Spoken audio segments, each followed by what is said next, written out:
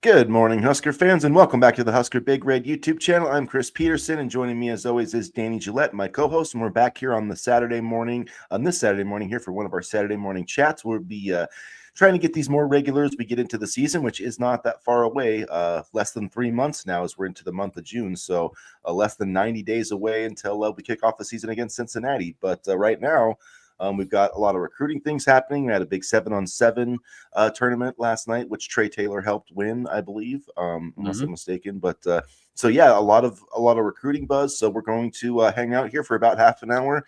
We'll be chatting up things, having our own discussion. But if you want to, join the chat, have some questions, join the discussion, we'd love to have that. So yeah, throw your answers or questions, I guess, into the chat, and we'll get this thing going. But how are you doing on this Saturday morning, Danny? I'm doing good. A lot of buzz to write about, a lot of things to write about, and it's rainy here. It seems like it rains every single weekend. It's just raining now, but it may be cold outside, but it's heating up in Lincoln, and it's an exciting time right now. I feel a buzz around campus.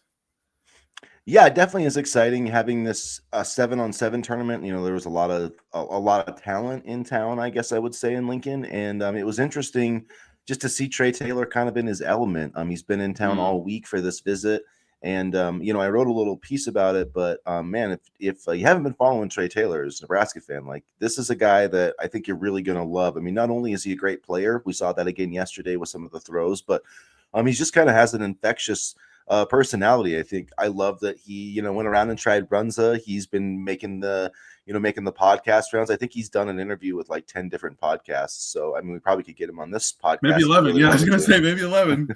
I'm sure he would, because he truly is like a man of the, I would say, a man of the people. I mean, he really just is embracing Nebraska fans. And I don't know, it's refreshing that, a lot of times with these big time recruits, you worry about like a kid flipping, and I don't think that we have to worry about that with Trae Taylor. So I don't think so either. And granted, 2027 is still a little bit away, but he's very mature for his age too, which is good to see. And he's very he has an infectious personality, and that's what you want in your quarterback. And it just seems like he loves to be in Lincoln. He loves to be a Husker. He loves to do all these things. He loves to recruit on social media and spend time with the recruits coming in, and he's just really kind of committed and taking it by storm. He's not afraid to be out there, be visible, be a team player even this early in his commitment. So it's been really awesome to see, and I love when a guy wants to be here and loves to be here, and you can definitely tell it. He loves it.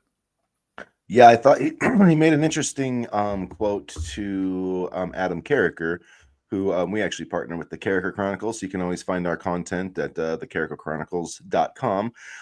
But he mentioned that he basically, his job is to come in and replace Dylan, which I thought was kind of not like that bold of a thing to say, but there is other guys like in the quarterback room right now that are also trying to take that job. So I didn't think it was like overly bold, but like I did think the confidence. I like the confidence of it, though, that he believes he's going to come and take this job after Dylan Raiola. And that's, like you said, that's what you want in a quarterback. Like, I want, the way I put it in my article, which you can find at huskerbigred.com, is like, I want a quarterback that when my team has the ball, like, and they're down by 4 points, like, this guy knows he's going to go win the game. Like, he just knows it in his heart of hearts. Now, maybe that's not going to work out every single time, but like, you just need a guy like that. And Nebraska hasn't had someone. I do think they found a guy like that in Dylan Raiola, and I think they found another in Trae Taylor. And if you think about having 6 or 7 years of Raiola and Trae Taylor as the starting quarterbacks, like, that's how you start winning consistently.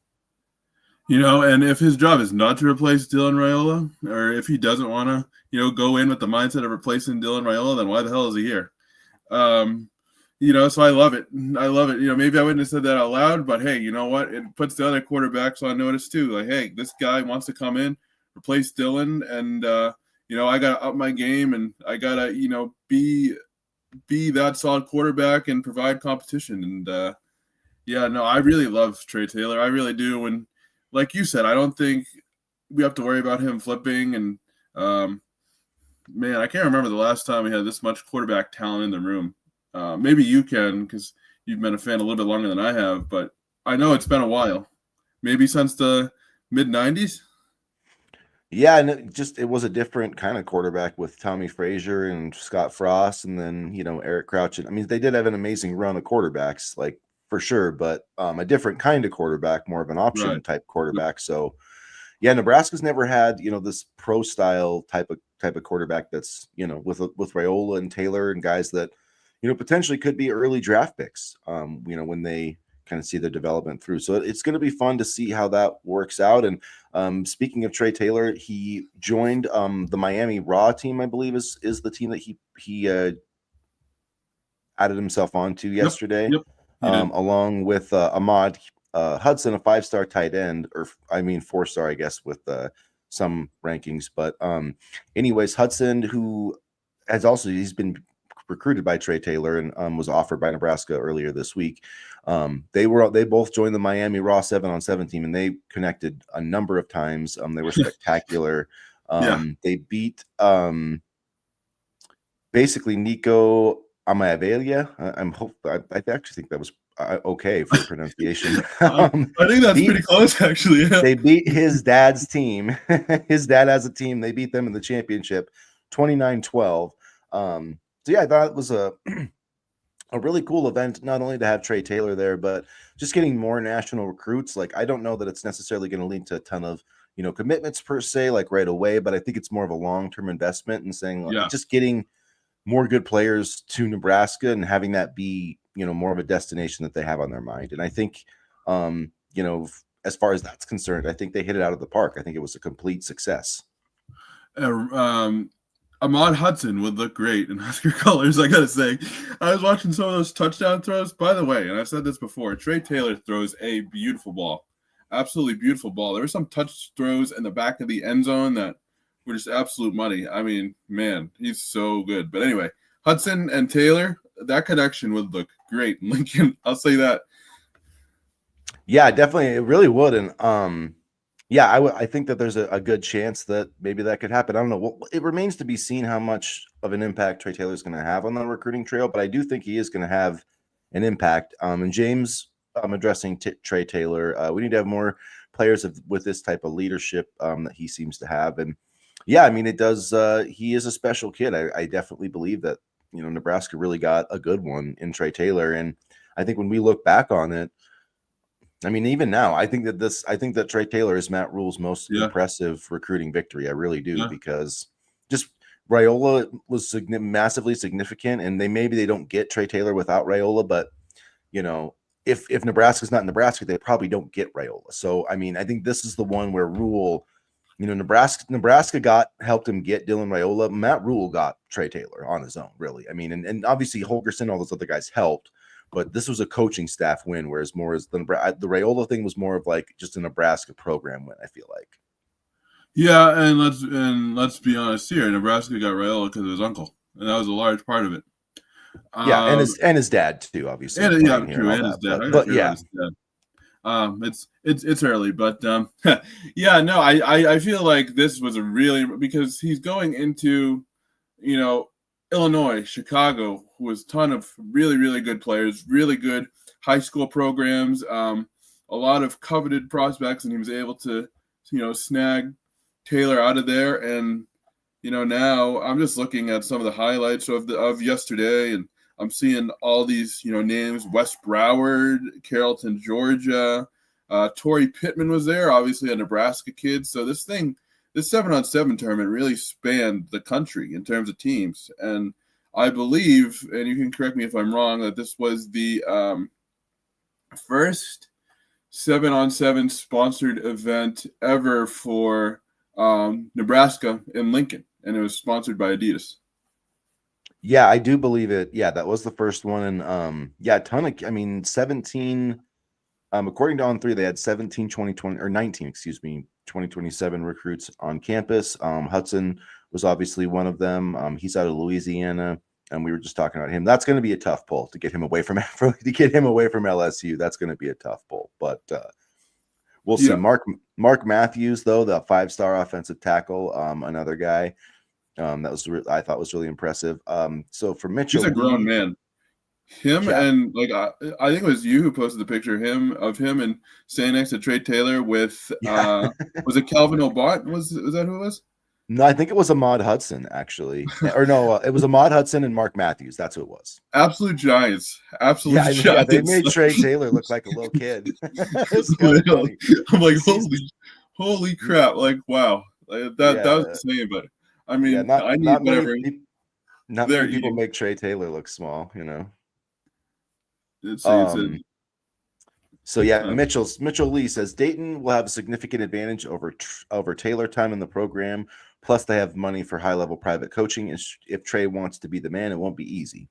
Yeah, I mean, I agree. I don't think that. I mean, I honestly think he's going to have more maybe of a fight with TJ Lateef. I mean, we'll see because it's interesting. I mean, Dayton will be here what next? So he would be a freshman when his brother's a junior, and then Trey would come in. It's going to be the thing is, it's going to be tough if Dylan leaves after 3 years. It is going to be tough for Trey to come in as a true freshman and start. on this point, on this comment right here, and then thank you for the correction because I wasn't sure, but I guess other 7-on-7 coaches were already calling Nebraska to see how this tournament was conducted.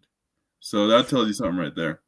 Yeah, for sure. Yeah, I did see that. And yeah, I think it is going to be something that people try to copy and try to emulate. And Matt Rule, I mean, the guy is an innovator. He really has a lot of great ideas, and kudos to Troy Dan and the athletic department for kind of going with a lot of this stuff. Yeah, I agree, and I don't know if you would have seen something like this under Trev Alberts. I'll just say Yeah, that right yeah. now. CB from YouTube, thanks for hanging out with us. Ahmad Hudson is a freak, built bonding with Trey Tate Yeah, or with Trey too. Nebraska could cash in, but they need a breakout season. 2027 class could easily be top 10 if they do. I And agree. yeah, I mean, I 100%. definitely agree. Yep.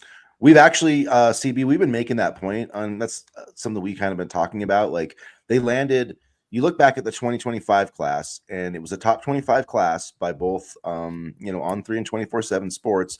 It was a smaller class, only 20, but they had 12. If you look at the 24/7 composite rankings, they had 12 blue chips. So they had a 60% blue chip ratio coming off a 7-win season, excuse me. So yeah, if they can get 8, 9, 10 wins this year, be a playoff, even on the fringe, even if they don't make it, but are just like kind of in the mix, then yeah, I do think that this team can really, build a top 10 class for sure. I do think it's going to be a little bit difficult in 2026, but the 2027 class, like that one with Trae Taylor, I think really can be, the class that kind of, really helps this program take the next step.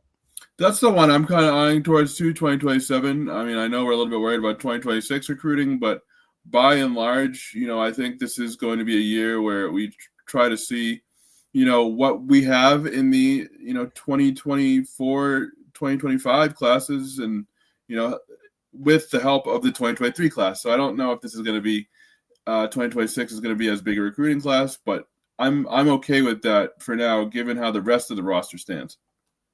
Yeah, I think it's just about, getting the quality guys, which I think that they will, and need guys, to develop too. I think you don't always have to take, it doesn't have to be somebody that's going to help you beat Ohio State. You still need some of those guys for the back end of the roster that are going to develop too. So I think, try to get some highly ranked guys, and then maybe get some guys that like don't expect to come in and play right away. So if they can actually redshirt for a year and not transfer, like, I feel like there's going to be a sweet spot of those kind of guys that like, you know what I mean? Like that actually have a chance to develop. But anyway, I mean, um, I definitely agree with you, but I think it's going to be harder now with the changing landscape of college football. You know what I mean? yeah. So yeah, Mitchell, Nebraska better not tell anyone a damn thing about how they pulled off this weekend. This was Yeah. genius by Rule and Dannon. We don't need to tell anyone how the hot dogs are made. Keep this advantage for as long as we can. I agree with that, Mitchell. And then I wanted to mention his other comment too. Um, One of the guys turning the most heads was Quentin Ives, just walking around. He's built like Adrian Peterson. So I mean, yeah, who else who looks freaking built right now is Emmett Johnson. So Yeah, he does. yeah, Corey Campbell, man, like seriously, Corey Campbell's doing a really good job, and I think them being able to keep him away from the NFL this offseason was like an underrated move. And I do think we were talking about this the other day in recruiting from a recruiting perspective, Nebraska needs to start winning games, and they need to start getting more guys drafted. And Corey Campbell, I think, is going to help make that happen. I mean, if Johnson and Ives play how they look, then there really is no need to worry about the running back room. Going to be monsters running down the field. Hey man, Quentin Ives was a beast for me. I turned him into the running back of the year in college football 25. So I'm gonna have to accept the Nebraska job at some point in my dynasty. I'm at USF right now, which is pretty fun with the Florida pipeline, but I do it a little bit different. Like I created Matt Rule, and so I've been running through the Matt Rule era. So right now I'm in 2028, and Daniel Kalen's my starting quarterback. He stuck around. Wow. He stuck around. That's how you know that college football 26, the transfer portal is just like super unrealistic because guys don't really transfer. I mean, they just really don't. Like the transfer portal is basically sort of non-existent on that game. I hope it's better this one, but I think it will be based on everything I've seen. And my receiving core is Davon Hall, Isaiah McMorris, and Ja'Cory Barney. Ooh. Well, okay, yeah. Barney's still here. That rolled. I've been rolling with him. I got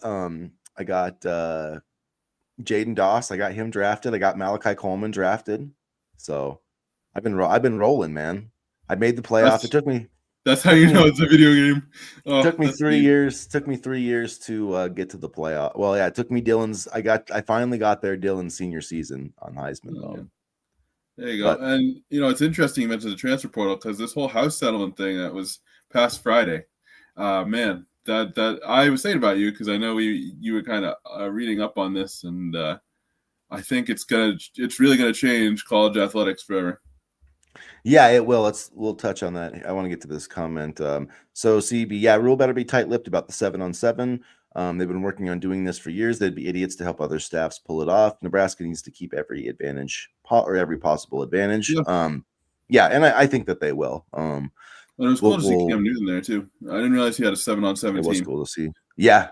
And it made me think, and I thought, when he posted that picture, it's like, man, if Matt Rule actually had a healthy Cam Newton, he might not be the Nebraska head coach. You know what I mean? Yeah.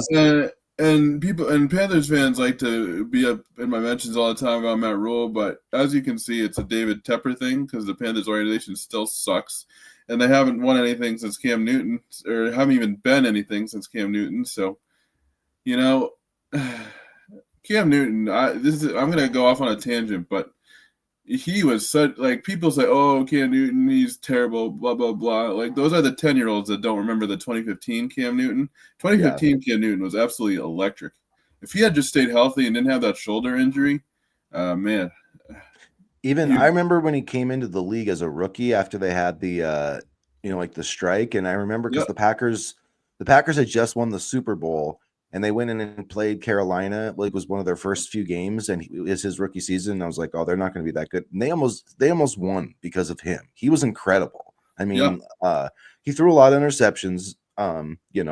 Most of his career he had double-digit interceptions, but just the way he was able to run and do, if he could have stayed healthy longer, it really would have been a fun career. I do wish he would have got that Super Bowl, but 5,000 rushing yards, man. He was 2015, 2014, those first 5-6 years, he was incredible. So luckily, I guess for Nebraska, he wasn't quite, he wasn't the same when Matt Rule got there. Cause if he was, he would have won some games down there in Carolina.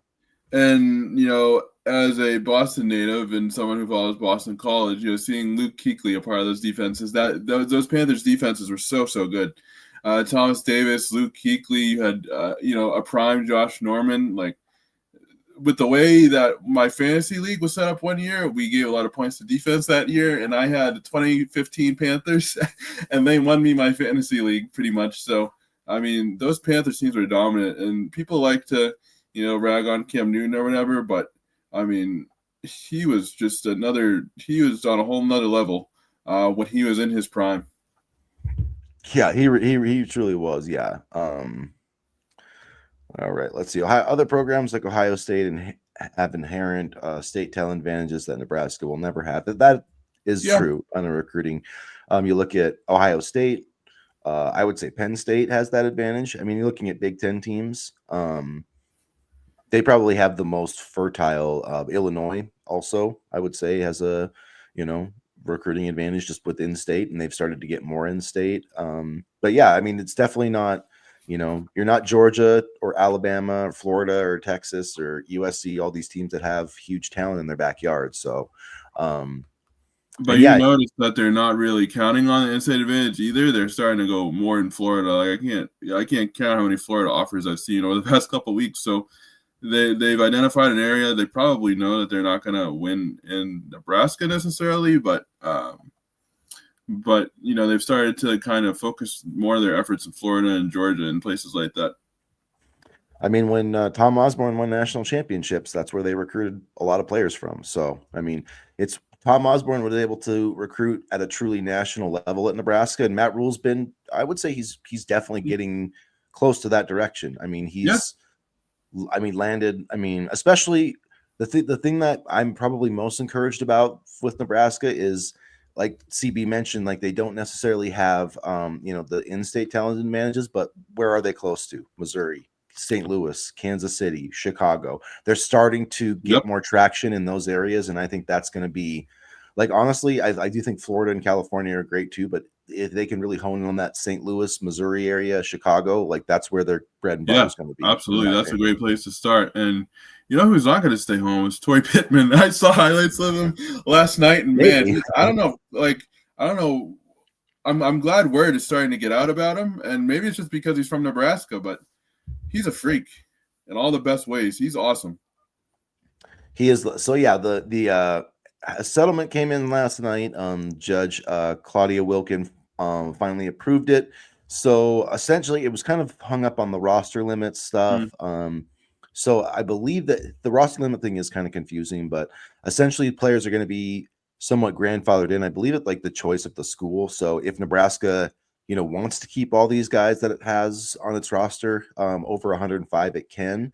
And I think if the school chooses not to, then that player can go to another school and not count against that school's roster. So, like, if Nebraska was like, "Hey, Teddy, we don't want you to," like Teddy Prohaska, I'm just using him as an example because he's been injured, blah blah blah.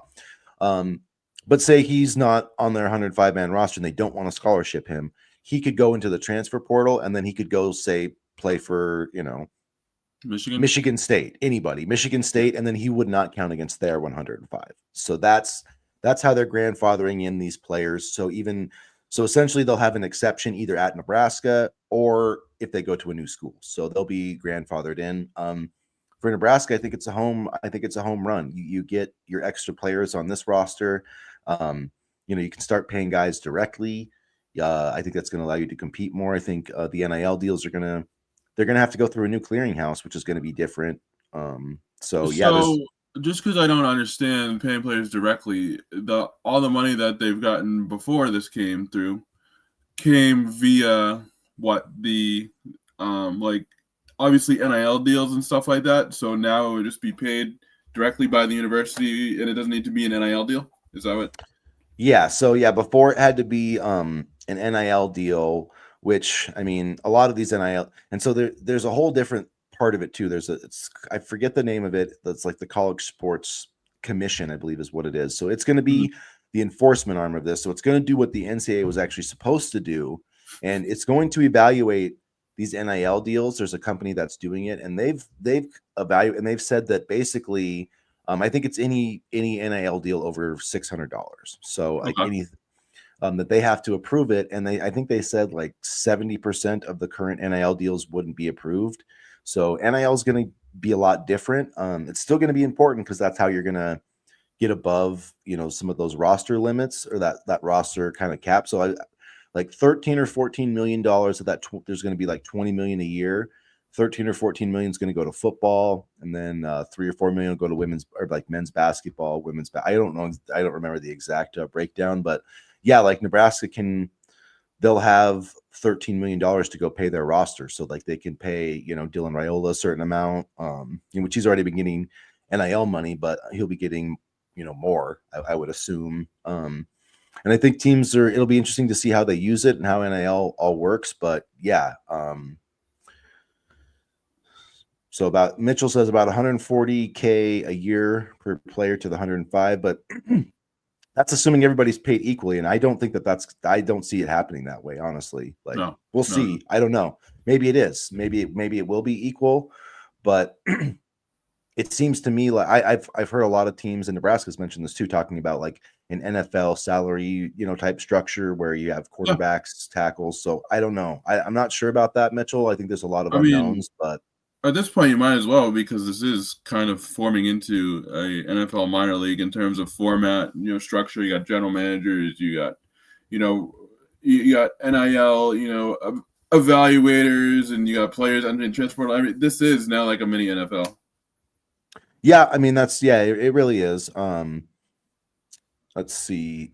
Teams like Texas that have endless money will still try to cheat, need strong enforcement and consequences. I do think the enforcement's actually, I think this is actually going to be legit because it's not going to be handled by the NCAA. So, Yeah, no, I agree. Yeah.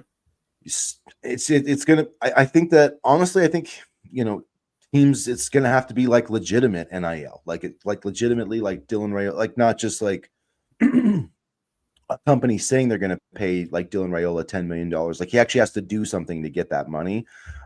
Where now it's like, it's just, they basically don't. It's kind of like, now I would say NIL now is kind of like the mafia, like show up construction jobs. Like you don't like no show job, like you don't show up, but still get paid.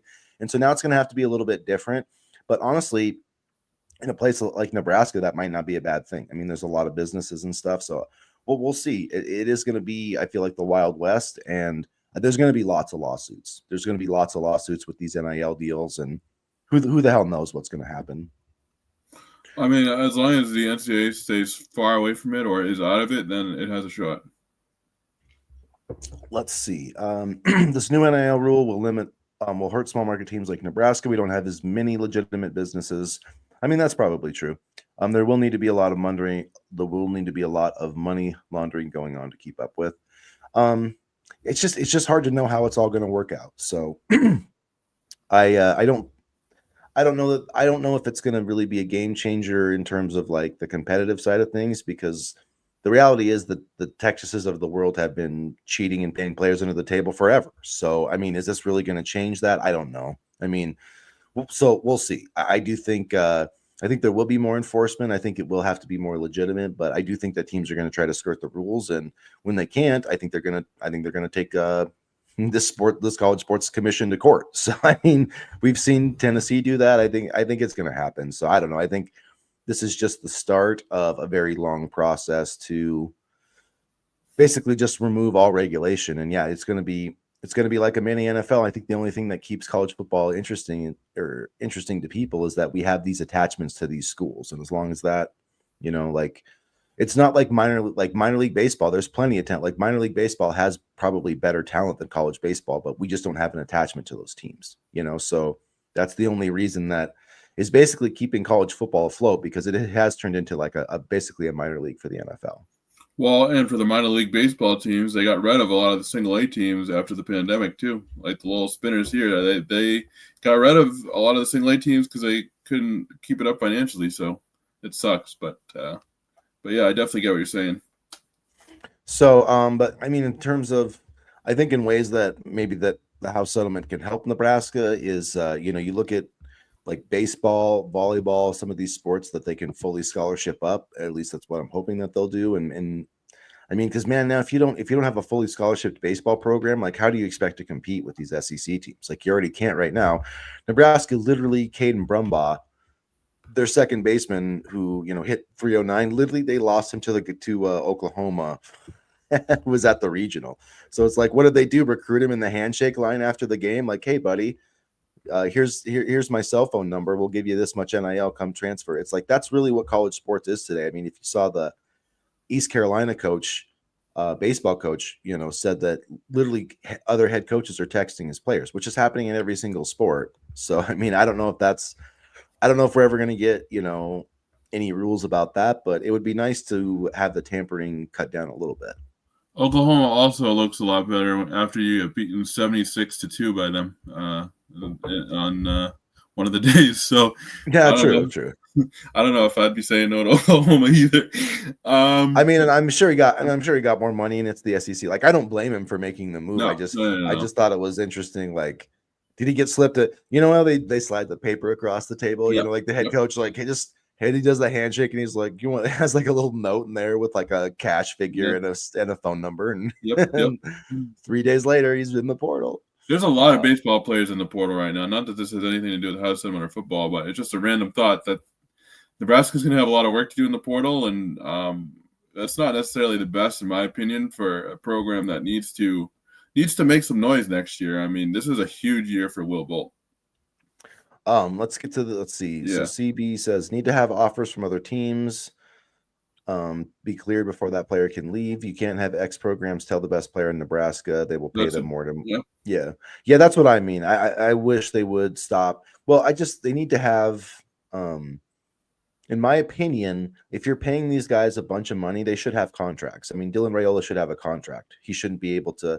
In what world do you get paid millions of dollars and you can leave anytime you want? I mean, that's like if these guys want to step in and be adults have to sign contracts for massive amounts of money. So if you want to get paid $10 million or whatever to pay for Nebraska, then you have to sign a 2-year contract. And if you break that contract, there should be buyouts and things like that. So I mean, a lot of that gets, I don't know, it gets so complicated, but maybe we were just better in the days where guys were getting paid under the table. I don't know.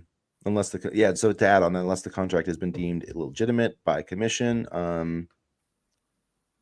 Mitchell, according to stats, the 3 most watched Big Ten sports in the Big Ten Network are football, basketball, and wrestling. That sounds right. I mean, yeah. I think volleyball is probably trending up there for sure, though, too.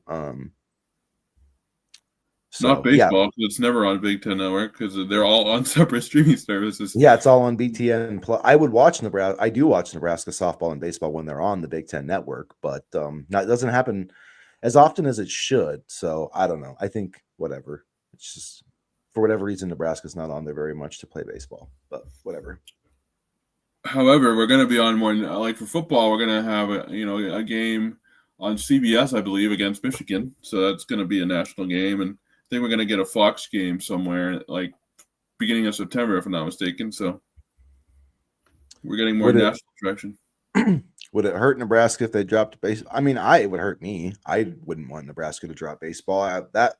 Nebraska, I know that they, haven't won, a ton like recently, but I feel like Nebraska baseball is a pretty, people are pretty attached to that. So, I mean, I don't think that, to me, the major sports, in men's athletics, football, basketball, wrestling, baseball. I mean, I don't think you'd ever want to drop any of those 3. And on the women's side, volleyball, basketball, softball. I think those are those are the major sports right there, in my opinion. And I think that you should try to invest everything you can to win in those sports. And beyond that, I don't think you should spend that much money on women's bowling. You know what I mean? I think with those team sports, those are the ones I think that there's return on investment too, right? Like we saw the softball team selling out. And so so to answer your question, I mean, would it hurt them like the school? I don't know, probably not, but I don't think that they should do it. And I don't think that they need to.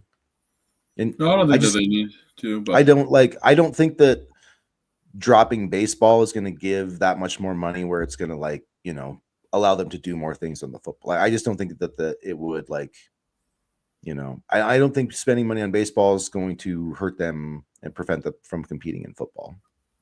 I agree. But baseball definitely needs a little bit more consistency moving forward. So they do. They definitely do. And I mean, that is part of the thing. Like Will Bolt could use some more resources because he just lost, second baseman that probably thought was going to come back next season. You know what I mean? So now he's got to replace him. Riley Silva has left. I think 10 players have left already, but Brumbaugh and Silva. Kind of interesting how that 10 players have left. Makes you wonder. Yeah, and Robbie Boland too. When it comes to money, or when it comes to investing money, baseball is a money pit. Wrestling is the easiest to get return on investment because wrestling has a very small budget. Yeah, for sure. Yeah. And yeah, it would be nice. Honestly, I think Nebraska should invest more in the NIL and the wrestling program because they are damn close to a national championship. They took second. I don't know if there's obviously a big gap trying to take down Penn State, but it seems like they're, within range. So give Mark Manning the resources that he needs. And Same with Ronde Revelle and softball, because I do think that those programs could win national championships. Like I really believe that. So we'll see. Volleyball too. Hopefully, Danny Busboom Kelly will get it set for this season. I can't wait for volleyball to start, but football especially too. I mean, it's just that there's a lot of fun, a lot of exciting things happening for Nebraska. Yeah, honestly, basketball. Yeah, basketball too. I think both teams. Big year for Fred Hoiberg too. Yeah, Natalie Potts will be coming back this year. Natalie Potts and Britt Prince. That's a nice place to start a women's basketball team. And but yeah, another big year for Fred Hoiberg. Rink Mass will be. I'm excited for Rink Mass to come back on the men's side too.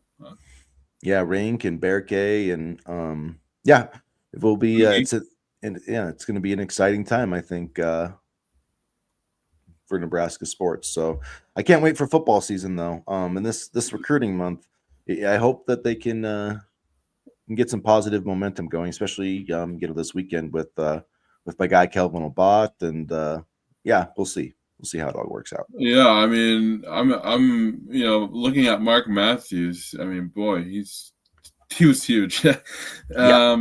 I'd love to see them get some positive momentum with Ahmad Hudson. It seems like Trae Taylor has already got some positive momentum with the good showing at the 7-on-7. So makes me wonder. I mean, you put Ahmad Hudson in the tight end room, like he's your starter day one. Yeah, he definitely. It's crazy, and then he'd be like that guy that USC just got that they paid like $10 million to. That was pretty crazy, but $10 million, wow. Yeah, that's what they said. It was pretty funny though. They trolled Oregon pretty hard because they did the cannonball thing. So it was like they did the Will Ferrell Anchorman cannonball, and because they beat Oregon for the guy, and so I thought it was one of the best social media trolls I've ever seen in the recruitment from like a school. Anyway, so but yeah, USC, man, they've got their 2026 recruiting class is freaking insane. If you haven't looked at it, it's freaking insane. I'm gonna look at it right now. Yeah, they've got an unbelievable class. And I think they got a good team for this upcoming season. So, they're definitely on my game circle to watch closely. Yeah, and USC, they're one of, so if you look at the ESPN, like the FPI or whatever, which I know people don't always love that much, but there's USC's one of 3 teams on the list that's rated ahead of Nebraska on the schedule. So I feel like the schedule sets up pretty well for those guys. But yeah, 27 commits in the 2026 class. You have 1 5-star in Kenai Pope, and then let's see. Let me look at let me count the blue chips. Hold on, you can keep talking because I think this might take a while looking at this class. Well, so Mitchell, back to Nebraska here. So Mitchell, who on the D-line needs to emerge this season to help cement the D-line as a legitimate unit? I'm going with Judy or Lenhart. I know Van Poppel will do, but Judy and Lenhart need to show up. I agree with both of those assessments of Judy and Lenhart. But I think Riley Van Poppel is the big guy I'm looking for because I just think 16 blue chips for that USC class. Yeah, that's crazy. 16, 27 commitments, like in an era where high school recruiting is kind of taking a back seat, is also pretty impressive. Yeah, and it's not a bad strategy, really. But who do you think needs to emerge on this defensive line? I think Riley Van Poppel because I think they need a big 300-pounder to dominate. But what do you think? Yeah, I think Van Poppel. They redshirted him last season in hopes that he would be ready for a bigger role this year. And I know you weren't a fan of it at the time, and we could have used him last year, but I see why they did it, and now it's his time to go. But yeah, him and Judy, I think, are probably my 2 most important, even over Cameron Leonard, because I'm not quite as worried about the pass rush. I think the pass rush will be fine, but I'm worried about that run defense in the middle and replacing Ty and Nash. And so I think that Judy and Van Poppel both need to step up this year. And they've both added weight. They look big. We don't have that 340-pounder. They're more like that 315, 320, but hopefully it'll be enough to hold things up in the middle. I just want to see Leonard get to that level that we think he can get at. And so, although he's not my choice who needs to step up the most, I want to see him have a really good year. I do think he'll be an impact, pass rusher, and with Uma Malian and all those guys leaving, James Williams and those guys. Like, it would help a lot to have Cameron Leonard step up. I think we're going to see Dason McCullough a lot, McGahee. So yeah, I think those three guys will all play key roles in the pass rush. James Williams left. I had no idea. Yeah. Yeah. Right. Uh, All right, guys. So we're going to be wrapping up here soon. So if you have any other questions, throw it in the chat. But yeah, it's going to be an exciting weekend, I think. And yeah, thanks for everybody for hanging out with us, Mitchell and CB and everybody from YouTube and Facebook, a lot of all the viewers social today. channels. Thanks, If you're watching this on the replay, thank you as well. And make sure that you hit the like button and subscribe button if you haven't. And like I said, we're going to hopefully be doing one of these a week up until the football season. Sometimes our personal schedules get in the way, but once football starts, we'll be rolling every Saturday. And so we'll try to do it every week to kind of get you prepped. But we do have our couple of weekly podcasts too, usually Monday and Wednesday or Thursday. We usually pop up an episode. So, and also just from a writing perspective, May was a dry ass month. There wasn't a whole lot going on in May, so I think these chats will be a bit more enjoyable. Now we're starting to roll again with all the recruiting news. Then it'll be July, the Big Ten media days, and then before you know it, bam. But May was tough. I don't know about you, Chris, but coming up with content for me was, I struggled. Yeah, there wasn't not a lot of football stuff happening. So yeah, it'll be fun to have some things going on with recruiting. I think recruiting is going to blow up for Nebraska. I definitely expect to see some commitments here fairly soon, maybe this weekend. Maybe not this weekend, but like Monday or Tuesday after this weekend. Because it doesn't seem like very many kids anymore just like visit and they're like, oh, I'm committing today. Some do, but doesn't happen very often anymore. It seems like some do, and some are working on their NIL deals to make sure they gotta message Hayes Fawcett and see where they're at in the line for the commitment edits. Like for real. I remember talking to a recruit and he's like, oh, I gotta tell Hayes. I'm like, okay, wow, okay. Well, Hayes Fawcett is the most job ever. That's why I wish I knew how to do cool edits and then I could get, I could know when everybody's going to recruit. So yeah. CB, Michigan is the pivotal game. Will determine whether Nebraska has a legit playoff and double-digit win chance, or they'll just be hoping to get over the 7.5 if they lose. I tend to agree with you. I do think that Michigan game is a turning point, especially if they don't have their head coach. Like, you have to win. You just cannot lose that game if they don't have their head coach, freshman quarterback. Like, if Nebraska's going to be anything this year, they need to win that game. Like, that's just a game you have to win. And they're a 3.5 point underdog right now. I don't know if I agree with that line, but yeah, I just remember watching JJ dropping dimes over the secondary's head, just being so angry. Yeah, we'll see. Michigan's defense is going to be, I think it's the best defense in the Big Ten. We'll see. I don't know how good Bryce Underwood's going to be. I have questions about their offensive line, but yeah, we'll see. It all comes down to Bryce Underwood, which I think is why. I'd rather play Michigan in September than like October or November. So because once that kid gets rolling, they'll be tough. Because if they had a quarterback, like if they had JJ McCarthy last year, I think Michigan could have won the national championship, like 100%. Yeah, I'm just saying about my love affair with JJ, but no, I agree. He's a proven winner, and I do hope he gets healthy and plays. But no, it's going to be interesting too because that Michigan game is on CBS. It'll bring back some memories. 3:30 kickoff, I think. Although everybody wanted I do think the night game would have been better for Nebraska's chances of winning, but is what it is. I have more of a gripe with the Minnesota game on a Friday. Yeah, that is annoying. I do hate that. So. But anyways, all right, one more question here, and then I'm going to roll before my computer shuts down. At home, they don't have their head coach. They will have had to play Oklahoma already, so we will see what they're doing on offense. It's the biggest game on the schedule as far as for real. We need to, So I agree with that. If they win that game, I think that for one, it just gives them a ton of confidence. Then if they win that game, we could be undefeated going into the Penn State game. So, which would be crazy. That would be crazy. And then we'll get to face one of your other favorite quarterbacks, Danny. Drew Allar. So we'll see how it goes. All right, you guys. That's what I think. Go ahead. Yeah. Anyway. All right. Well, my computer's going to die here, so we'll wrap up the chat. We'll be back on Monday for the podcast. Thanks everybody for hanging out with us. And as always, go Big Red. Go Big Red.